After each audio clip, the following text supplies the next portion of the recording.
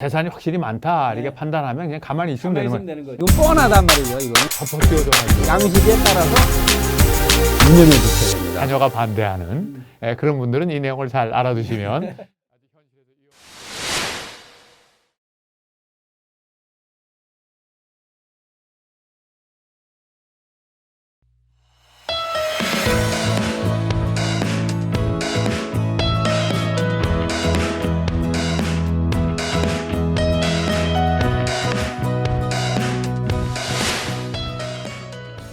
네, 그 피상속인이 유언을 잘 남기는 것, 또 유언에 고려해야 될 그런 내용들을 잘 아는 것도 중요하죠.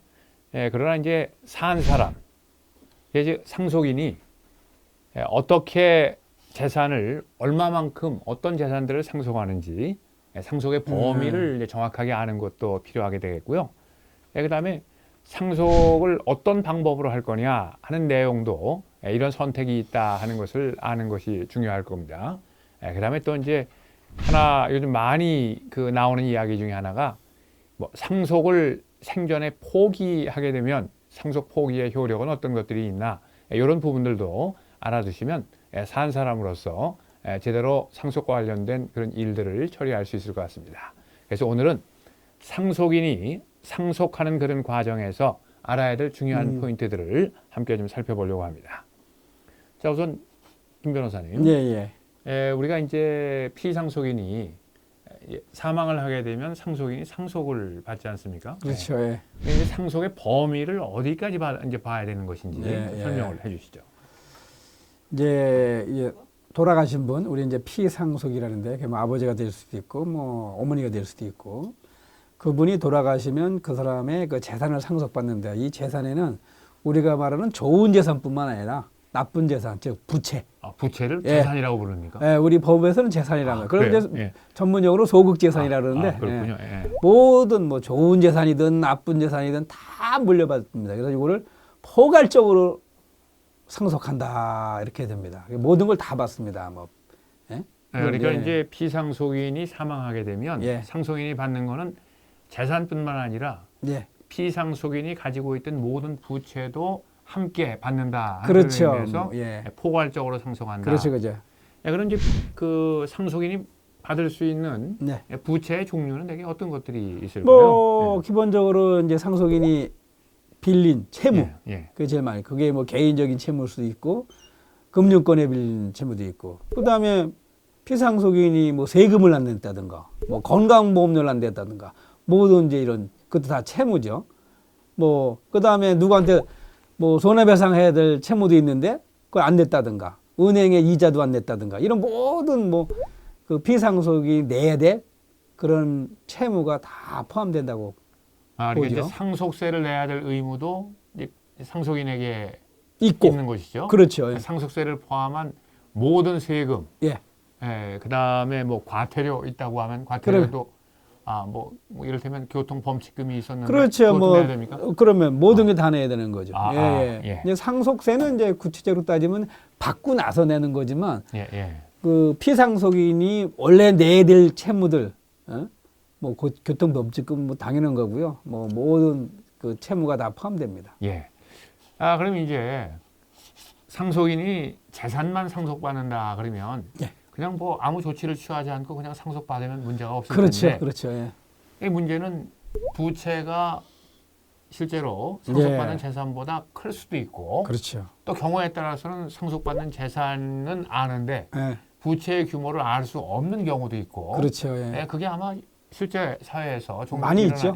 많이 일어나는 경우가 많을 텐데, 그럴 때 이제 상속인이 상속의 방법을 선택을 해야 될 텐데, 대체로 이제 상속인이 선택할 수 있는 상속의 방법은 어떤 것들이 있고, 어떤 데 그런 것들을 선택을 해야 되는지 설명을 뭐 보통 이제 방법은 이제 크게 이제 세 가지로 나눠지죠. 그냥 가만히 있으면 단순 상속이라 해가지고 피상속인의 좋은 재산, 나쁜 채무 다 상속을 그냥 자연스럽게 받는 거고요. 그 다음에 이제 한정 상속이라고 그래가지고 피상속인이 물려준 좋은 재산 범위 내에서 그 피상속인이 물려준 부채를 갚겠다. 그 범위 내에서만 요걸 이제 한정 상속 승인 상속이라 하고요. 아니겠다. 이건 뻔하단 말이죠. 이거는 좋은 재산은 쫙 작고 나쁜 부채만 많을 거다라고 하면은 아예 포기를 하는 거죠. 상속 포기. 이게 세 가지가 있습니다. 아, 그러니까 이제 상속인이 택할 수 있는 상속의 방법은 네. 뭐 재산이 확실히 많다 네. 이렇게 판단하면 그냥 가만히 있으면 되는 거죠. 네. 예. 그럼 알아서 다 이제 정리가 되는 거예요. 그렇죠. 재산과 예. 부채가 이제 이렇게 상계되면서 정리가 되는 것이고, 확실치 않다 어떤 게 크지.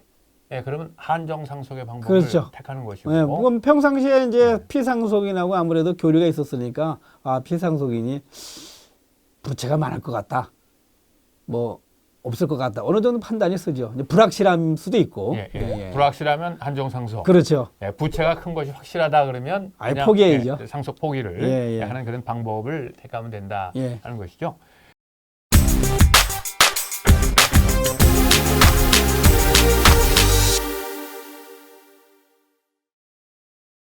자, 그러면 이제 방법을 이제 어떻게 상속 방법을 택하느냐 하는 방법도 좀 우리가 알아둬야 될 필요가 있을 텐데요. 단순 상속은 그냥 가만히 있으면 되는 겁니다. 가만히. 그럼 한정 상속하고 상속 포기는 어떻게 해야 됩니까? 뭐 상속 포기는 돌아가신 분, 그 돌아가신 날로부터 3개월 이내에 가정법원에 상속 포기 신고를 해야 됩니다. 이거는 한정 상속 승인은 원칙적으로 이제 돌아가신 날로부터 3개월 이내에 물려준 재산 범위 내에서 내가 그 물려준 부채를 갚겠다라고 해야죠. 재산 목록을 아는 재산 목록을 써서 내면 되는 건데 이때는 이제 경우에 따라서는 없는 걸로 알았는데 갑자기 부채가 날라올 수도 있고 그렇기 때문에 그래서 우리 법은 조금 융통성을 줘가지고 예상치 못한 부채가 발견됐다. 그러면 그 안 날로부터 3개월 이내에 또 가정법원에 한정 상속 승인 신청을 하면 됩니다. 아, 그렇군요. 그러니까 뭐 사망한 날로부터 3개월 이내 하는 게 원칙이지만 이제 부채의 존재를 모르고 있을 수 있으니까 그런 경우에는 부채가 있다는 사실을 안 날로부터 3개월 이내에 상속 포기를 하거나 한정 상속을 하거나 선택을 하면 된다.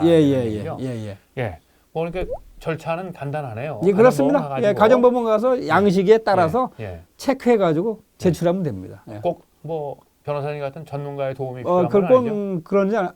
그럴 필요 없습니다. 뭐 시간이 있는 사람은 그냥 가정법원에 가면 양식에 따라서 제출하면 됩니다. 좀 번거로우시면 변호사나 법무사를 통해 가지고 신청서를 접수하면 되고요. 이제 그런 방법으로 방법을 선택하는 것은 크게 어렵지 않다 생각이 되는데요. 근데 제가 신문에서 이런 기사를 본 적이 있어요.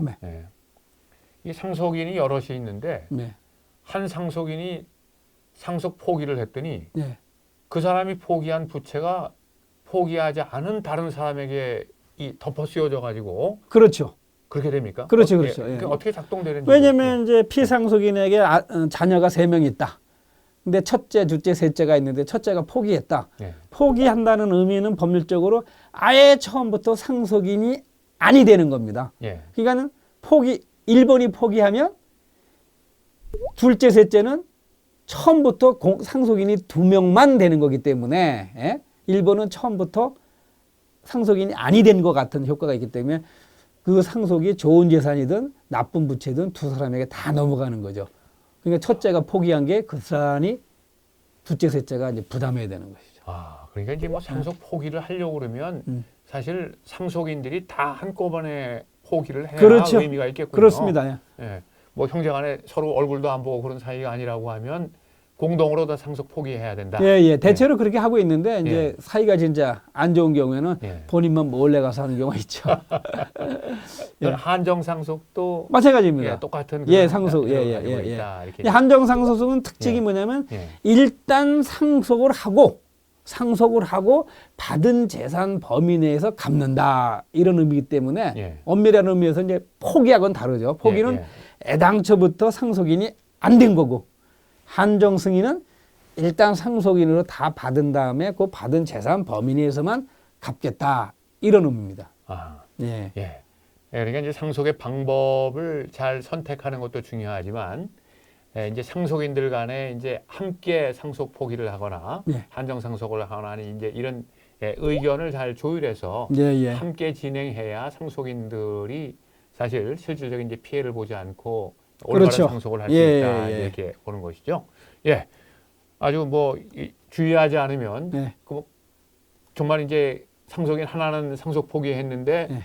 모르고 있었다 그러면 뭐 이제 상속 포기하지 않은 사람들이 이제 더 큰 부채를 떠안아야 되는 그런 셈이 되니까 그렇죠. 네. 예, 큰 문제가 생길 수도 그래서 있겠네요. 참고적으로 이제 그 요즘 사람들이 영리해가지고 이 피상속인이 부채가 많은지 적은지 불확실하니까 일단 상속을 받은 다음에 그 범위 내에서 갚겠다 이래가지고 한정상속 승인하는 경우가 많습니다. 그런데 최근에 이제 대법원 판례는 한정상속 승인이라는 것은 일단 재산을 받은 다음에 거기에서 팔아가지고 부채를 갚는 거기 때문에 일단 상속을 했다. 그래서 이거는 팔게 되면 양도소득세가 나오죠. 그래서 한정상속 승인 경우는 양도소득세를 납부하는 거를 유념해 주셔야 됩니다. 많은 경우에 깜빡해가지고 상속 포기했는데 무슨 내가 양도소득세를 내느냐라고 하는데 한정상속 승인은 일단 상속을 하고 파는 거기 때문에 양도소득세가 뒤따른다는 걸 좀 염두에 두시면 되겠습니다. 이게 세금 문제도 함께 고려를 해야 되네요. 상속 포기는 아예 처음부터 상속을 안 받은 거니까 받은 게 재산 받은 게 없으니까 팔 것도 없고 양소득세도 없는데 한정 승인은 일단 받기 때문에 그런 문제가 발생합니다. 세금 문제도 발생합니다. 그다음에 이제 마지막으로 하나 이제 궁금한 것 중에 하나가 상속 포기각서라는 이야기들을 우리가 종종 듣는데요. 이런 많이 거죠? 쓰죠. 예를 들면 그 아버지가 자식 둘이 있는데 큰 아들한테 뭘 주면서 너에게 주니까 나중에 상속 포기한다는 각서 하나 써라. 아니 뭐 부부 간에도 그럴 수 있잖아요. 증여하고 나중에 지금 내가 증여해 줄 테니까 상속 권한에 대해서 포기하는 각서를 써라. 뭐 이런 경우 종종 우리들이 보통 사람들이 그런 각서들을 많이 만드는데 그 상속 포기 각서의 효력은 뭐 잘 알고 있다시피 모든 권리는 발생해야 되는 거기 때문에 미리 뭐 상속도 안 받아도 포기한다. 뭐 당연히 효력이 없는 거죠. 그러니까 상속 포기 각서는 효력이 없다? 없습니다. 아니 그 상속 권한은 확실히 생길 것인데 미래에. 그런데도 없다는 게 우리 이제 확실히 확고한 판례인데 이제 종종 이런 게 있죠. 재혼을 하면서 새 부인에게 아들들이 하도 반대하니까 네 새엄마한테는 상속 포기서를 내가 받아두마. 그게 모르고 자식들은 받아두세요 이러고 하는데 그러면 또 이 새엄마는 그래요. 상속 포기서 써드릴게요. 그리고 이제 재혼을 합니다. 재혼한다는 얘기는 이제 혼인신고를 하는 거죠. 그러는데 이제 남편이 죽었어요. 자식들이 새엄마는 상속권이 없다. 왜? 상속 포기서를 미리 썼기 때문에. 이런 게 가끔 있습니다. 이것도 역시 상속 포기는 미리 할 수 없기 때문에 새엄마가 쓴 상속 포기서는 효력이 없다. 이런 거죠. 그렇군요. 그러니까 재혼을 앞두고 계신 그러나 자녀가 반대하는 그런 분들은 이 내용을 잘 알아두시면 아주 현실에서 유용하게 써먹을 수 있는 그런 지식이 되겠네요. 상속 포기라고 하는 것 미리 할 수 없다. 미리 할 수 없다. 유류분도 마찬가지입니다. 유류분도 다 주면서 너 나중에 유류분 포기해야 돼. 그래 그럼 나 뭐 매덕 먼저 줘. 그리고 유류분 포기약서 쓰는 경우가 있습니다. 역시 이것도 상속에 관련되기 때문에 미리 포기하는 게 안 된다. 유류분이라는 게 권리가 생기지 않았는 상태에서 썼기 때문에 이제 그런 일이 생긴다. 이게 이제 뭐 보통 이제 법을 공부하지 않은 보통 사람들의 입장에서 보면 참 이해하기 힘든 거죠. 그렇죠. 내가 내 글로 내가 이렇게 약속했는데 약속이 효력이 없다. 그렇죠. 자, 이제 오늘은 우리가 이제 그 어떤 재산을 상속받느냐, 상속받는 재산에는 적극적인 재산, 우리가 흔히 알고 있는 재산이라고 하는 그런 부분도 상속받을 뿐만 아니라 소극 재산, 부채라고 하는 그런 부분도 함께 상속을 받는다 하는 사실을 상속인들 알아둬야 되겠고요. 상속을 받는 상속인의 입장에서는 부채가 재산보다 큰 경우에는 한정상속이나 상속포기라고 하는 방법을 택해야 된다. 그러나 한정상속과 상속포기라는 방법을 택할 때는 상속인들이 함께 그런 결정을 해야 상속인들 간에 한쪽이 일방적으로 손해를 입는 그런 일을 겪지 않을 수 있다 하는 거 이제 우리가 공부해 봤고요. 또 우리 생활 속에서 이제 흔히 일어날 수 있는 상속포기각서의 법률적인 효력은 없다. 뭐 이런 내용들을 우리가 함께 공부를 해 봤습니다.